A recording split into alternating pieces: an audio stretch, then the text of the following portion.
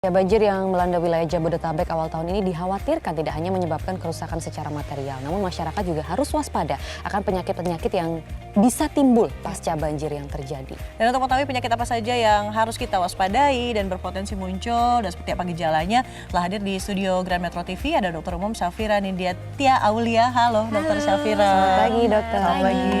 Dok, lihat nih udah gatal-gatal aja banjir di depan ya. Nih salah satu korban banjir juga. Korban. Apa yang harus dilakukan pertama? Ketika kan kita nggak tahu ya di dalam air banjir itu ada beling, ada kaca, ada sampah sudah terkontaminasi. Betul. Apa yang perlu dilakukan ketika ada luka terbuka seperti ini? Pertama kali. Oke, pertama kali. Kalau misalnya ada, perkenalkan dulu sebelumnya, nama saya Dr. Syafira. Oke, jadi kalau misalnya nih lagi banjir seperti ini, itu kan tentunya lingkungannya itu kotor ya. Kalau misalnya ada luka terbuka, tentunya yang pertama kalau sudah terkena air genangan banjir itu harus segera cuci tangan dengan air mengalir dan juga dengan sabun yang bersih gitu.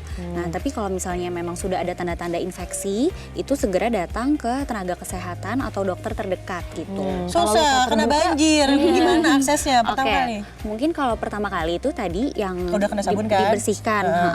Lalu sebisa mungkin kita menghindari genangan airnya itu, banjirnya dihindari. Tapi gitu. pokoknya pertolongan pertamanya harus kena sabun, cuci tangan ya, itu yang penting. Nah, sebelumnya kita juga mau mempromosikan nih ke pemirsa semua yang ada di rumah yang menonton, jika ada pertanyaan dan juga ingin berdiskusi di sini bersama kita, bisa menghubungi kami melalui line telepon di 021 5830 4050. Sekali lagi di 021 5830 4050 atau yang sudah ada di layar kaca. Bisa langsung bertanya-tanya dengan Dr. Vira yang ada di sini. Tapi selain kalau kita gampang luka terbuka ya saat banjir, menahan beban atau dan lain sebagainya, penyakit-penyakit lain apa sih yang bisa timbul?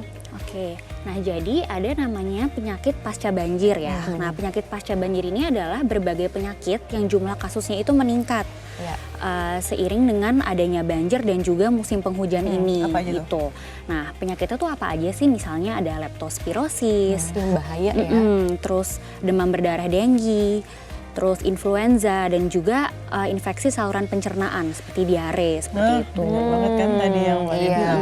Itu bahkan maksudnya gini, kalau penyebarannya tuh lewat bakteri, virus atau gimana nih? Atau orang yang udah kecemplung banjirnya. Oke, nah jadi beda-beda nih tiap penyakit. Misalnya kalau leptospirosis, dia itu adalah penyakit yang disebabkan oleh bakteri leptospira yang ada di urin tikus. Jadi air kemih. Jadi sebenarnya nggak tikus aja sih, bisa hewan lainnya. Misalnya seperti sapi, babi dan juga anjing. Iya, tapi biasanya memang hewan pengerat seperti tikus gitu. Nah, kenapa sih bisa terjadi gitu leptospirosis ini? Karena adanya kontak kulit. Jadi antara kulit atau selaput lendir manusia yang ada lecet, luka lecet ya atau luka itu dengan air, tanah, lumpur yang udah tercemar air kemih binatang tadi yang terinfeksi sama bakteri leptospira tadi. Apa sih yang what worst could happen ketika kita kena akhirnya leptospirosis ini? Nah, pertama harus tahu dulu nih gejala-gejalanya ini apa aja gitu. Nah, misalnya nanti yang terkena tuh bisa merasa demam ya, demam, terus menggigil, terus sakit kepala, mual muntah, bisa juga diare, terus nyeri-nyeri otot misalnya, terutama di otot bagian betis. Dan juga mata merah misalnya. Tapi itu juga bisa menyebabkan kematian kan kalau tidak salah dok? Kalau berat itu benar Mbak, bisa menyebabkan kematian. Jadi kalau yang berat itu bisa sampai merusak ginjal, liver, terus paru bahkan ke otak. Makanya tadi memang bisa kejang gitu. Itu kalau berlanjut jadi berat. Itu kalau leptospirosis. Kemudian kalau kita kealihkan ke penyakit-penyakit lain yang juga tadi banyak kan ada flu, kemudian diare. Kayaknya sekarang lagi banyak banget anak-anak kecil yang diare gitu. Ya, jadi memang penyakit pasca banjir ini itu rentan untuk populasi seperti orang tua, bayi sama anak gitu. Itu makanya populasi yang perlu diperhatikan. Lansia maksudnya? Iya, lansia gitu. Nah, kalau tadi mungkin bahas berikutnya misalnya kayak diare. Dia itu penyakit yang penularannya itu lewat makanan dan minuman atau fekal oral gitu. Nah, penyebabnya nih jadi infeksi bisa disebabkan oleh disentri, kolera, terus bakteri demam itu dari tifoid. udara atau gimana sih? Kalau misalnya diare ini lebih fekal oral, jadi dari makanan dan minuman yang terkontaminasi gitu. Nah, gejalanya seputar misalnya mual muntah, terus nyeri perut, terus bisa juga BAB berdarah gitu kalau yang diare. Karena kan terpapar katakanlah kita di pengungsian ya kan. Habis gitu kita Betul. tidak perlu susah untuk memastikan bahwa ini tuh bersih atau tidak, melewati banjir juga, Hygiene-nya ya Betul. kan. Logistik disalurkan melalui air-air yang mungkin kecipratan dan lain sebagainya. Yang pertama kali cairan berarti ya kalau diare yang harus diprioritaskan, cairan Iya, tubuh. betul. Jadi memang kalau misalnya diare ini terutama kita memang bisa menggunakan stok obat sederhana yang misalnya ada di rumah. Itu nanti kenapa pentingnya kita menyetok obat. Misalnya kalau diare itu memang asupan cairan itu harus tetap masuk. Terus bisa juga disediakan oralit di rumah ya, obat-obatan sederhana. Minuman isotonik bisa membantu nggak sih dok? Ya bisa. Nah kalau untuk diare lebih memang karena butuh sebenarnya harus dilihat dulu nih dia itu udah ke arah dehidrasi atau belum. Memang baiknya itu langsung datang ke tenaga medis atau ke dokter terdekat ya gitu. Dan biasanya di posko pengungsian sudah ada Ya, posko kesehatan ya. Terus kalau untuk penyakit kulit nih dok, Iya. yang juga bisa terjadi saat banjir itu apa aja?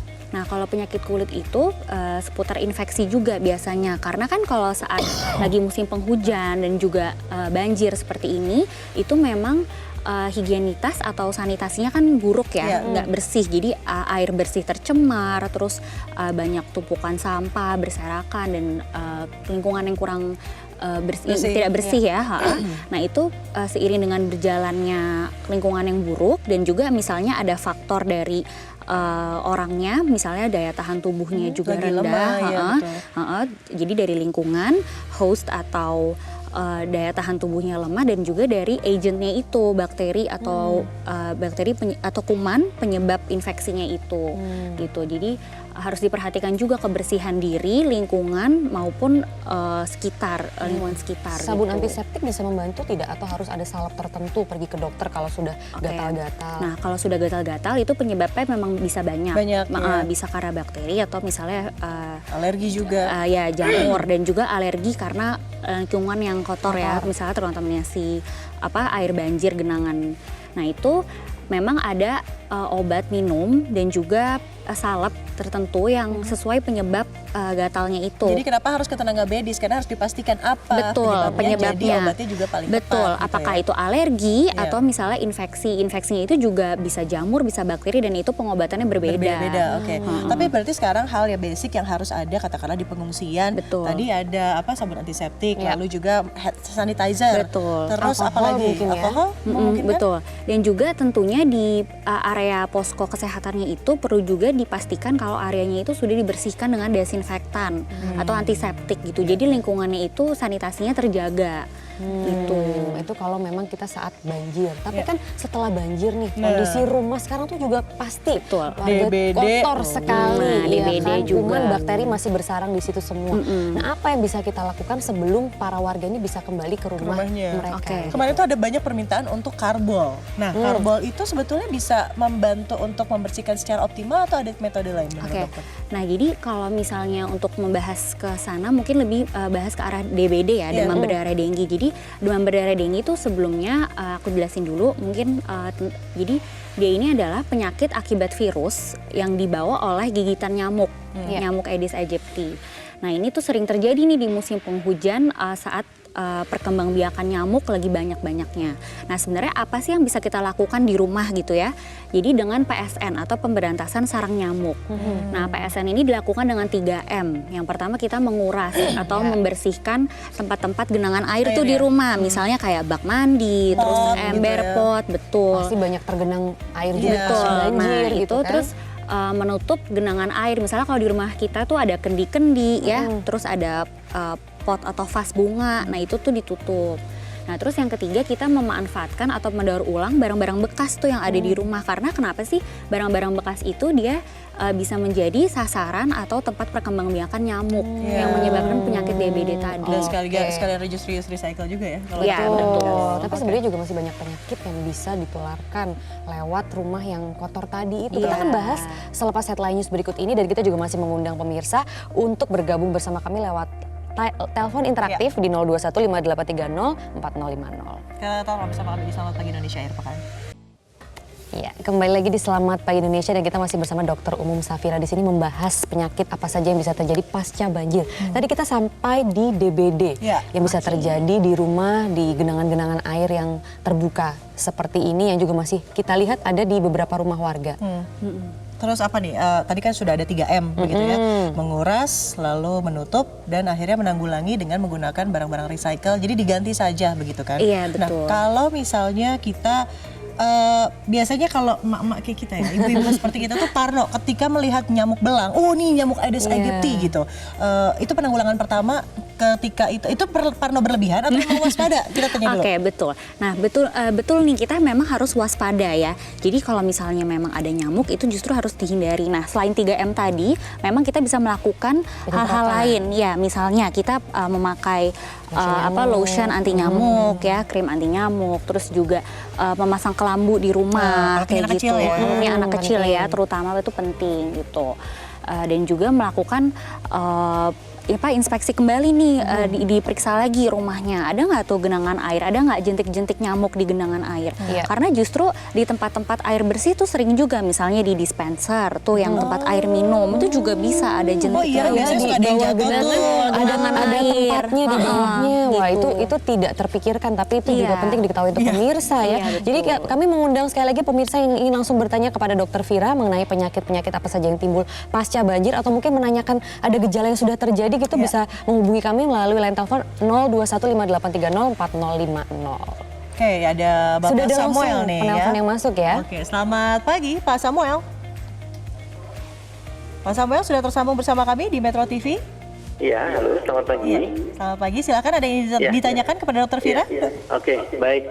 Dok, saya mau nanya, ini kan berapa hari sudah terendam banjir, nah kan sudah mulai agak berkurang staminanya, meriang, terus kemudian akibat efek dari air yang agak ini gatal-gatal gitu. Nah, untuk menjaga stamina buat anak-anak sekali itu harus kan masih ada air ini ya, harus minum apa ya untuk ini gitu. Terus ada obat-obatan apa yang bisa kita konsumsi supaya tetap bugar gitu. Staminanya begitu dijaga dan daya tahan tubuh ya Pak Samuel ini ya. Mungkin gejala flu ya.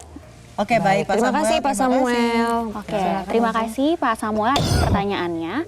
Jadi sebenarnya apa sih pertolongan pertama, langkah pertama yang bisa kita lakukan? Nah, tadi saya sempat singgung ya mengenai obat sederhana di rumah. Jadi bisa menggunakan kalau misalnya nih sudah merasa badan nggak enak ya, rasanya demam, menggigil gitu, meriang. Nah, itu bisa coba minum obat penurun panas yang ada di rumah. Paracetamol, betul. Jadi obat penurun panas seperti paracetamol. Terus dan juga bisa minum suplemen multivitamin dan juga minum air putih yang cukup, itu juga penting. Tuh, dengerin ya. Jadi minum air putih yang cukup, vitamin ini vitamin C atau misalnya vitamin kayak daya tahan tubuh naikin imun, itu bisa. Jadi seperti suplemen multivitamin apa aja sebenarnya yang bisa ada di pasaran itu juga bisa diminum gitu. Nah, terus yang paling penting juga untuk menjaga kesehatan dan kebersihan makanan dan minuman yang kita konsumsi sehari-hari. Nah, itu juga penting tuh, karena yang sudah kita bahas justru penyakit yang tadi seperti diare itu justru bisa terkontaminasi dari makanan dan minuman yang kita konsumsi sehari-hari. Nah, itu juga perlu diperhatikan gitu. Kemudian sambil lanjut masih membahas mengenai banjir dan juga barang-barang sisa yang ada di rumah begitu kan. Selain genangan air tadi yang bisa menyebabkan DBD, debu-debu juga sisa-sisa banjir itu bagaimana ya Dok? Itu juga bisa menyebabkan penyakit kan ya? Iya betul. Nah, jadi kalau debu terus sisa-sisa air, lumpur, tanah, nah itu kan tadi dia itu menjadi tempat yang potensi terkontaminasi tadi misalnya sama urin hewan ya. Terus atau misalnya kalau debu-debu atau genangan air yang kotor itu juga bisa menyebabkan gatal-gatal pada kulit misalnya, apalagi pada orang-orang yang udah ada bakat alergi ya, yang sudah sensitif gitu kulitnya. Nah, itu memang harus mau nggak mau harus melakukan usaha untuk membersihkan lingkungan. Nah, itu bisa tadi dengan cairan desinfektan misalnya. Dan perlu diperhatikan juga nih ya Mbak, kalau untuk petugas kebersihannya itu juga perlu diperhatikan untuk menggunakan APD atau alat pelindung diri. Apa Ya. saja itu? Nah, Gloves jadi ya? nah betul. Jadi untuk membersihkan lingkungannya itu alat pelindung dirinya misalnya menggunakan masker, terus sarung tangan ya.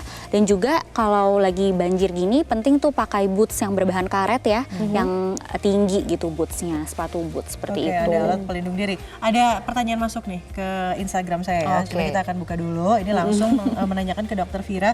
Dokter, ya kalau yang ini curhat katanya, adiknya kemarin sempat berenang-berenang. Oke. Ketika banjir, namanya anak kecil begitu ya, mungkin excited. Dan sekarang sudah mulai demam-demam, ada ruam merah, dan ternyata dia air matanya tidak bisa berhenti. Aduh, jadi kayak parno. Leptospirosis ini gimana nih, Dok? Oke, nah tadi sempat disinggung kalau adiknya itu main-main air banjir ya, main di genangan. Kita sering melihat ya, Iya, kalau anak-anak itu sepertinya tidak bisa ditahan begitu oleh orang tuanya, karena orang tuanya mungkin sedang sibuk evakuasi, dan akhirnya Betul. anak-anak berenang. Mungkin Iya. ini salah satunya. Oke, nah pertama kita harus menyetop potensi penularan dari berenang itu tuh. Jadi harus dibilangin juga nih untuk anak-anaknya untuk jangan bermain di area banjir ya. Itu yang pertama. Jadi harus di stop dulu. Nah, terus kalau misalnya nih sudah ada terjadi tadi ruam-ruam Gejala-gejala. merah. Iya, dia bilang demam, ruam ruam merah. sampai 39 derajat, dan matanya selalu berair. berair. Nah, itu pertolongan pertama tadi bisa minum obat penurun panas dulu dan juga langsung segera dibawa ke posko kesehatan terdekat gitu. Nanti dilihat segera lagi, diperiksakan diperiksa lagi karena bisa banyak ya, bisa tadi yang leptospirosis atau bahkan demam berdarah pun juga bisa, demam mendadak tinggi gitu. Iya, 39 derajat untuk anak usia 8 Iya. tahun agak Iya, itu berbahaya apalagi kalau demamnya ya. mendadak tinggi gitu tuh biasanya. Jadi pertolongan pertama memang harus paracetamol dulu ya, karena bisa bahaya kejang-kejang juga ya Dok kalau takutnya demam semakin tinggi. Nah, terus sekarang ada obat dasar yang selalu harus katanya ada di rumah untuk pertolongan pertama begitu ya. Nah, obat dasarnya ini sebenarnya apa aja sih, Dok? Ada himbauan nggak sih dari ID, standarnya tuh minimal harus punya apa-apa gitu? Oke, nah kalau untuk obat sederhana di rumah itu bisa yang pertama obat penurun panas, terus obat sakit kepala yang paracetamol itu juga bisa tuh buat sakit kepala ya. Terus obat anti diare dan juga oralit. Bisa untuk anak-anak ya terutama, karena kenapa perlu oralit? Karena pada keadaan diare itu kan buang-buang air terus tuh ya. Nah, otomatis cairan di dalam tubuh kita tuh berkurang banyak. Nah, makanya penting untuk minum oralit itu sebagai pengganti cairan untuk menjaga keseimbangan cairan di tubuh gitu. Dan juga kalau lagi diare nih bisa misalnya makan pisang, stok pisang di rumah gitu. Kalau diare itu pisang akan membantu apa emang, Dok? Iya, jadi salah satunya kalau diare itu cairan yang keluar tuh elektrolit namanya kalium ya, jadi hipokalemi. Nah itu bagus tuh kalau minum, kalau makan pisang. Karena pisang mengandung kalium tinggi Iya. gitu ya. Good info. Nah, jadi itu mungkin di musim penghujan ini bisa dipersiapkan pemirsa di rumah, menyiapkan obat-obat tadi dan juga stok makanan seperti pisang, karbohidrat juga mungkin Iya, ya. betul. Dan ini sebetulnya info yang bagus untuk relawan yang saat ini mungkin sedang mengumpulkan bahan makanan, belanja bahan makanan untuk disalurkan ke teman-teman kita, saudara-saudara kita di pengungsian. Jadi ternyata pisang paling penting, multivitamin untuk menaikkan imunitas Betul. begitu ya. Dan jaga makan ya tadi. Dan ini suhu tubuh, karena tadi Oke. kalau kita lihat di Ciledug itu request pertama adalah selimut, karena kami katanya kedinginan. Oke. What worst could happen, apa ya kemungkinan terburuk yang terjadi ketika manusia itu berada dalam kondisi dingin yang cukup lama? Oke, nah salah satunya ini faktor cuaca karena lagi musim penghujan dan banjir seperti ini, apalagi korban yang terkena banjir itu memang bisa mengalami hipotermi atau kedinginan ya, suhu tubuhnya itu rendah. Nah, penolongan pertama tentunya itu tadi harus dijaga kehangatannya yaitu dengan selimut ya, gitu. Nah, Ada selimut tertentu nggak sih, Dok? Yang misalnya untuk cepat warm blanket Oke, gitu. sebenarnya sih yang penting dikeringin dulu nih tubuhnya ya sebisa mungkin, Jangan cepat lembab aja dikeringin gitu ya. ya, jangan lembab. Terus dan juga dipakai selimut dan juga mengganti pakaian yang basah segera dengan pakaian yang bersih. Minum yang hangat juga bisa Minum yang hangat membantu ya, bisa, Dok. betul. Nah, misalnya tadi dalam satu keluarga sudah ada yang terkena penyakit begitu ya. Bagaimana kita supaya menghindari yang lain itu juga terkena? Upaya Oke. preventif apa yang bisa dilakukan? Nah, upaya preventifnya tadi salah satunya dengan diri kita sendiri yang tadi menerapkan perilaku hidup bersih dan sehat ya, yang misalnya tadi dengan cuci tangan, makan makanan bergizi dan juga menginfokan untuk kepada pada anak-anak jangan bermain banjir, terus justru memberikan info hal-hal yang bermanfaat untuk menjaga kesehatan. Jadi kita mouth to mouth aja, kita menyebarkan ke tetangga, ke Melalui warga sosial sekitar, media juga sosial bisa media ya juga bisa. sekarang. Nah itu. Ada pertanyaan lagi nih ya kan dari Bu Dahlia. Efektif nggak sih untuk menurunkan panas anak itu dengan paracetamol atau pertolongan pertama ada patch yang ditempelkan ke area dahi? Oh iya, itu juga belum juga bisa dibahas tuh. ya. Jadi kalau demam tinggi itu bisa pertolongan pertama selain minum obat itu dibantu kompres hangat di dahi atau misalnya di ketiak. Itu Oh, bisa. kompres hangatnya Hangat ya? Hangat, justru hangat. Oh, bukan dingin. Bukan. Selama ini Iya, tapi biasanya plester-plester untuk demam untuk anak-anak itu kan harus dimasukkan ke dalam kulkas begitu ya dok. untuk Itu kalau gimana? cepat dingin benar nggak sih, Dok? Oh, jadi beda ya kalau misalnya yang demam. Jadi demam itu sebenarnya harus dilihat dulu nih. Oh ya, tadi bahas tentang termometer sedikit ya. Jadi memang bagusnya itu kalau punya anak di rumah, orang tua itu punya termometer Ya, di itu rumah ya penting. untuk mengukur suhu tubuh. Nah, kalau misalnya demam nih di atas 37,5 atau bahkan di atas 38, nah itu udah saatnya tuh kita minum penolongan pertama panas gitu. Nah, untuk kompresnya sih memang kalau panas itu justru harusnya air yang hangat gitu. Jadi membuat kalau misalnya kita jadi seperti memberi rangsangan ke tubuh manusia karena badannya nih lagi demam, kita kasih hangat. Jadi kita berharap membantu untuk dia cepat menaikkan suhu tubuhnya. Jadi kompensasi dari tubuh kita. Terakhir dok, mungkin bisa Di-adjust. diberikan himbauan singkat di cuaca yang tidak menentu seperti ini, musim penghujan seperti ini kepada pemirsa di rumah. Oke, jadi seperti pencegahan yang perlu dilakukan ya. Oke, jadi poin-poinnya itu yang pertama selalu biasakan cuci tangan dengan air mengalir dan sabun yang bersih ya gitu. Nah, terus yang kedua kita juga harus buang sampah nih pada tempatnya. Terus jaga kebersihan dan kesehatan makanan dan minuman yang kita konsumsi. Terus tadi yang keempat PSN ya, pemberantasan sarang nyamuk yang 3M tadi. Terus kebersihan lingkungan juga harus terjaga, segera bersihkan lokasi pasca banjir dengan desinfektan kalau bisa. Dan sekarang langsung ngontak RT RW untuk minta fogging selepas banjirnya selesai. Terima kasih Dr. Terima Safira kasih. sudah hadir di sini memberikan informasi. Semoga terima berguna kasih. pemirsa. Untuk Anda pemirsa, selamat pagi Indonesia akhir pekan. Kami masih akan kembali dengan informasi lain untuk Anda. Tetaplah di Selamat Pagi Indonesia akhir pekan.